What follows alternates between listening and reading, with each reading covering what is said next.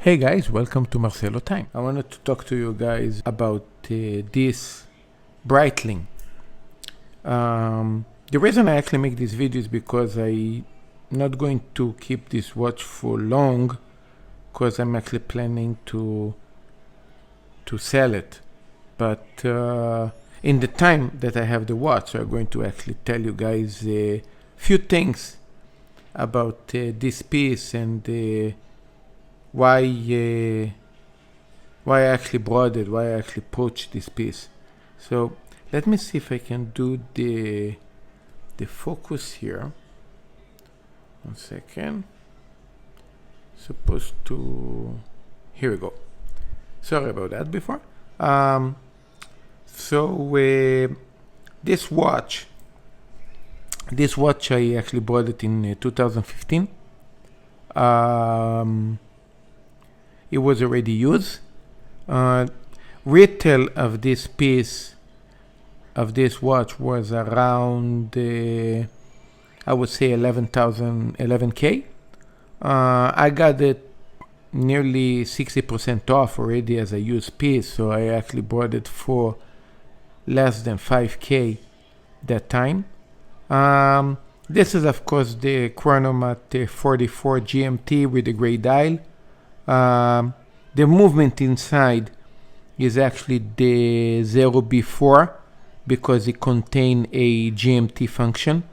Breitling actually released in 2009 the B1 that actually this movement is based on that plus a GMT function. The B1 actually was a movement that Breitling was working on developing for 5 years. It was released in 2009 as the first in-house movement, and this is a continuing of that novelty. Today we actually in 2023, so I think last year, I think in 2022, I guess they actually discontinued these versions of this watch, and they actually released a completely new lineup of the Chronomat line. So this basically already a discontinued format of a watch. It does have the bracelet with 5 links. Actually, it was a very kind of famous all full polish piece. You guys can see that this bezel actually is a GMT bezel, so actually it does move from both directions, as you can see. Not very easy to turn. So but it does turn, so you guys can move from both sides. It's actually funny that it actually does behave very much as a full GMT watch. I mean, I actually did settle the time today, but just to show you guys, you actually open one, so you actually can move the hour. You see, I already jumped the hour, and you actually can move backwards. So you see the date actually can go backwards. You don't actually make damage in the movement. You guys can see here on the 9 o'clock, the second is actually moving. Pulling the crown one more click will stop the second hand. And of course you can move the whole time, normal function. Let's focus on the second hand. Let's put the crown in, and you guys are going to see the second hand moving again. What is actually, again, try to believe it or not, but this watch is actually water resistant for 200 meters. Let's open the chronograph and let's check the function there. The watch actually, comparing to what I understood from my AP, actually, is actually very resistant. It work pretty well. Let's stop it. It does have a column wheel. You see, let's reset. Let's start it again. It does have a column wheel chronograph, so it's pretty much, I wanted to say, bulletproof. It's a nice watch. I mean, you guys already know the rest of the watches that I do own, so I don't really wear this much. I really used to like this piece very, very much. 2015, I was actually wearing this watch for 2 years straight on before I actually bought my Smurf in 2017. Then I pretty much didn't wear this watch much. I mean, my only Breitling, I can say. Here we go, you guys are going to see. You see, already jump here. The second hand here, going to, because I don't want to continue this video for 7 hours, but okay, let's stop it here. Just want to focus here for you guys to see when I do the reset. Let's stop it here, and let's pay attention. Sorry, wrong button. Let's pay attention. Reset. It reset beautiful. I mean, let's start it again. I'm going to wait till to come to the other side and then reset. Nice piece. I mean, the loom is also pretty decent. Is a Super Luminova. This watch have.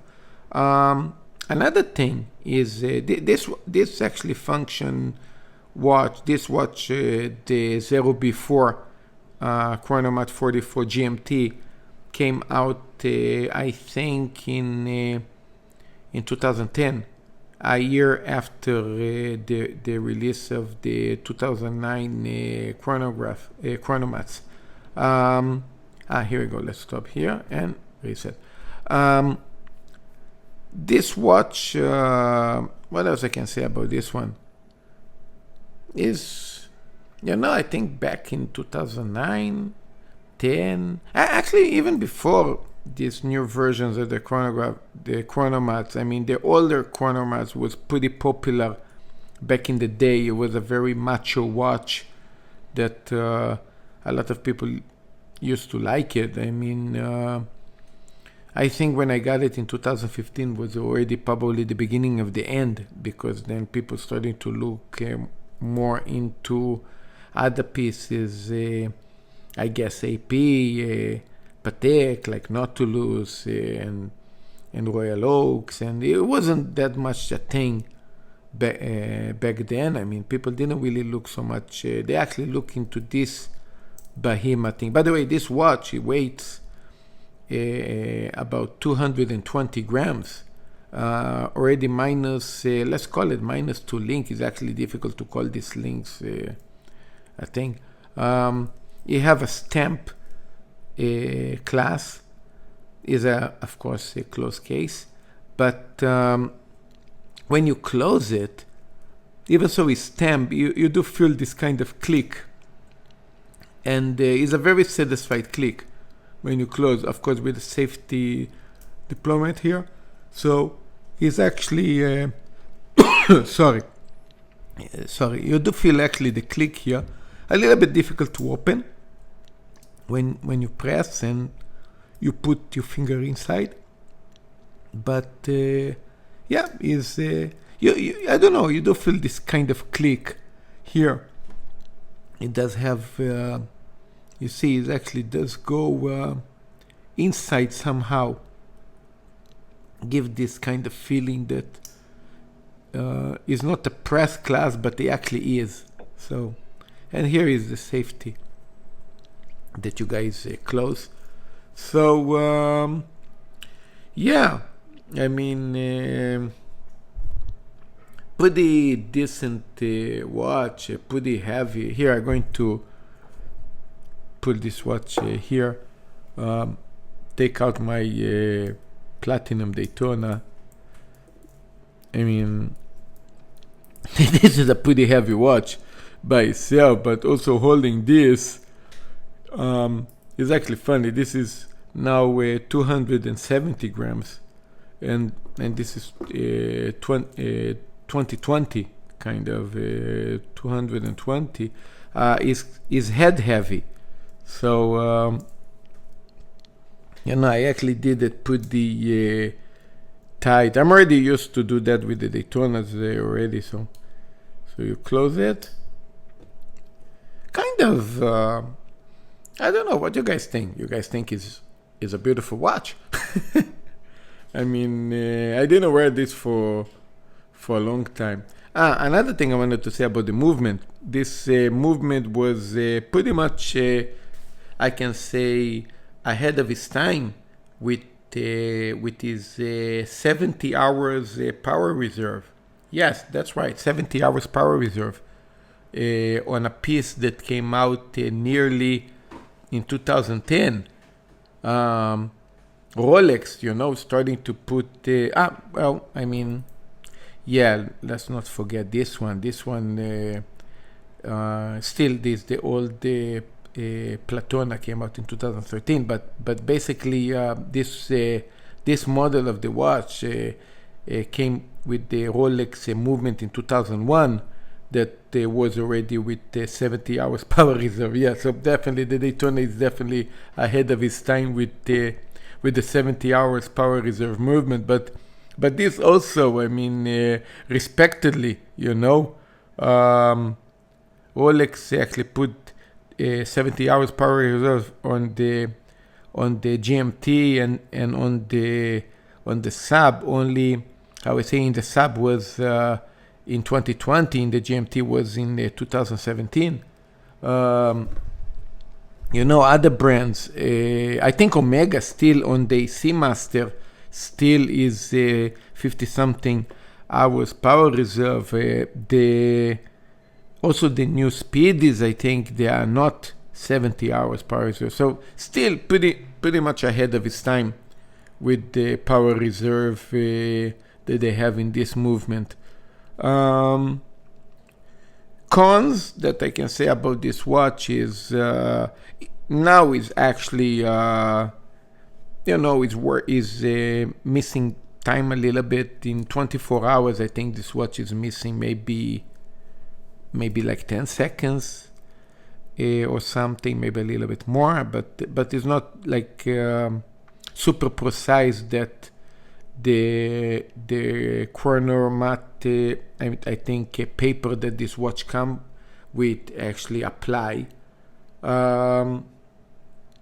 In Japan, service for this watch is actually quite pricey for me. I actually it sounds almost like a kind of a penalty, but because I bought this watch used, I actually need to pay double the service. So if to service this watch, actually service means kind of I think oiling the movements and things, not really doing overall, but polish the watch, it will be about $300. Actually 350. For me, it's going to be 700. Doing an overall, that it seems this watch actually did need it in a overall last time when I check, is about $1,000. That is pretty much respectable for a complicated watch like this one. This is this movement actually have over 300 parts, so it's quite a complicated movement to service, and is respectable to understand $1,000 for overall. But again, for me, it will be $2,000. That is not fair.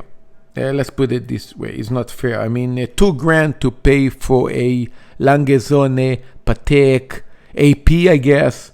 Sorry, not for Breitling, and it doesn't cost $2,000. But for me, it does, because I don't know. Maybe it's a Japanese thing to charge double for a watch that you didn't bought it new. I don't know why this kind of penalty. I think is ridiculous, but this is the way it is, and I think it does take the passion or the desire of owning this watch for me. You know, I mean, again, buy this watch new, it will cost a ridiculous, not ridiculous, but you know, it will cost like 11K, and then when you sell it, you would say thank you if you can sell it for free. So this is already kind of wow. But then I bought it for less than 5. That this is okay. You know, it's kind of almost like keep plus, not plus, but keep kind of its value. You know, you bought this for 5, you pretty much can sell it for 4. You know, I already have this watch nearly 7 years now. You know, you pretty much enjoy the watch, you sell it, you maybe lose $1,000. It's okay. You know, but losing like, I guess, 8-9 grand, I think is kind of wow.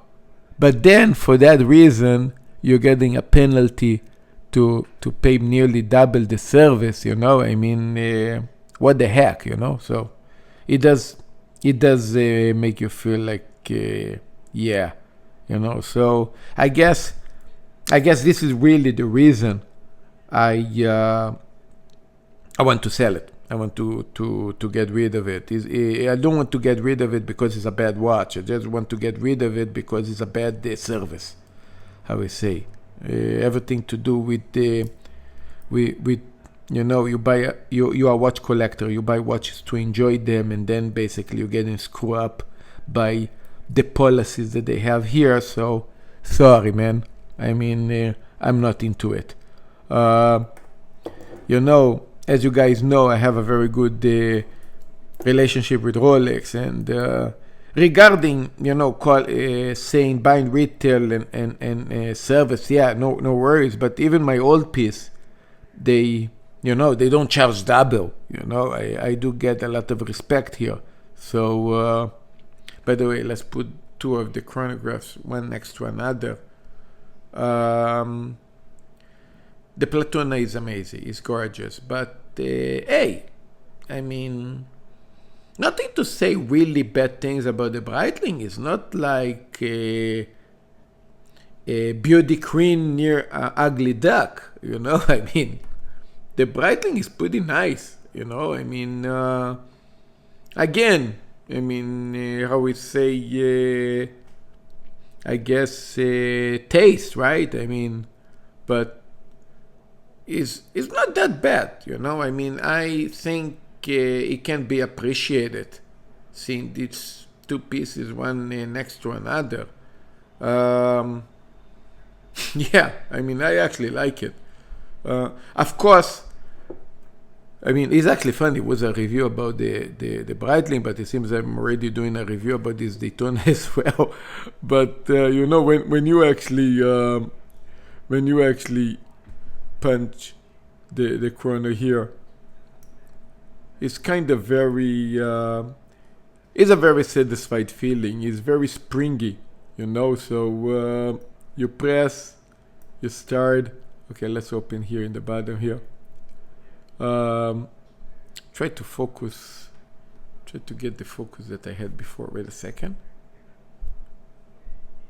Okay, here we go. Okay, let's stop, reset. Again, everything very springy, very nice feeling. Click. Yeah, you feel the click. Another click. Yeah, no, I don't know. Very, very satisfied here. Again, Rolex is known of being pretty much a bulletproof, also in the movement. So yeah, it's very, very satisfied. Here, let's do this again. Let's open here again. The chronomat. Let's do this again. Open this. Press. It's almost like you almost feel like you're breaking it when you press. It's even so that it looks springy, but you don't really feel this springy, like a Daytona spring feeling. You know, you really feel like boom, kind of, you know, when you press, it's like you feel like this click, like, oh shit, did I break it? You know, like this kind of, oh shit, you know, like, and then here you press, oh, you know, like, kind of shit, did I broke, you know, you feel this kind of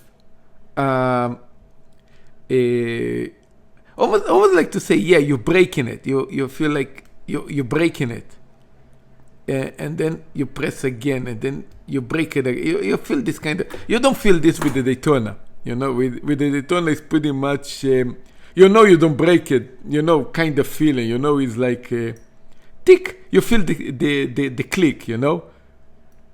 You know, it's kind of satisfied clicks.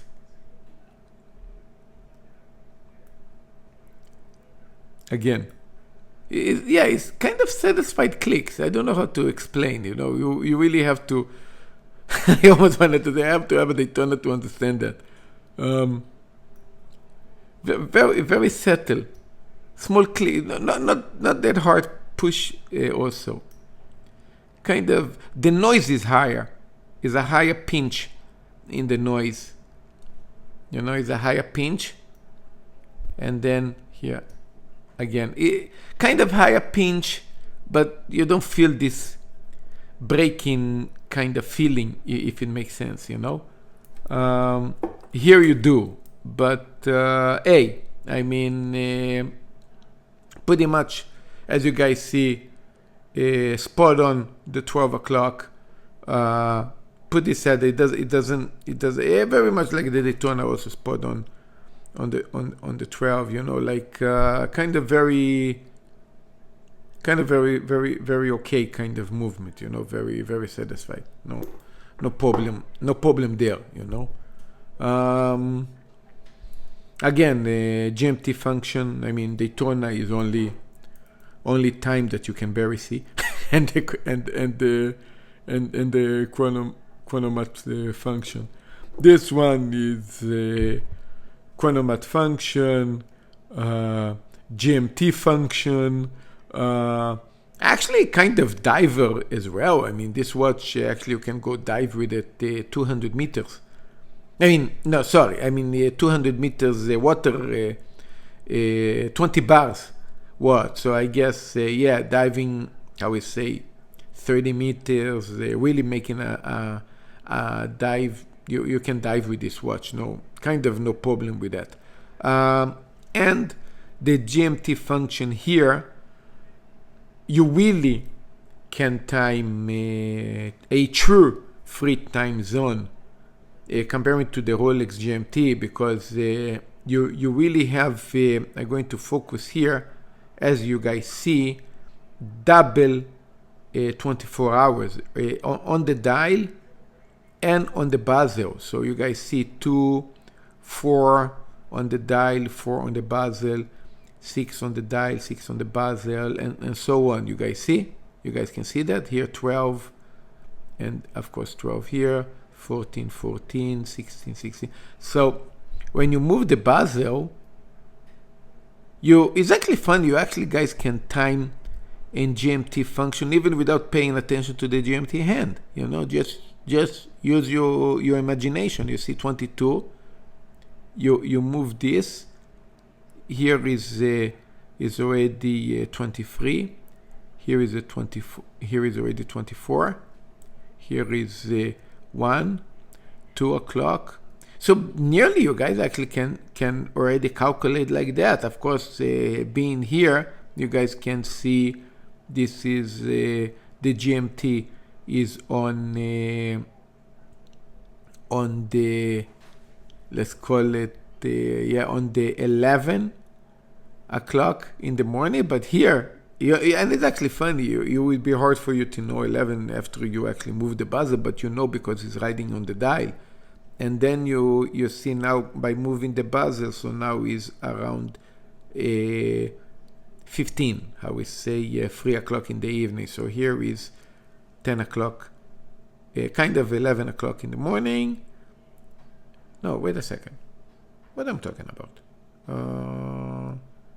here would be 11. Okay, so it's about 10 o'clock, sorry. Here is like 10 o'clock in the morning, and here is like kind of 3 o'clock in the afternoon from what I did. So basically, yeah, you guys can play with it, you know. So kind of very function in a way, I guess.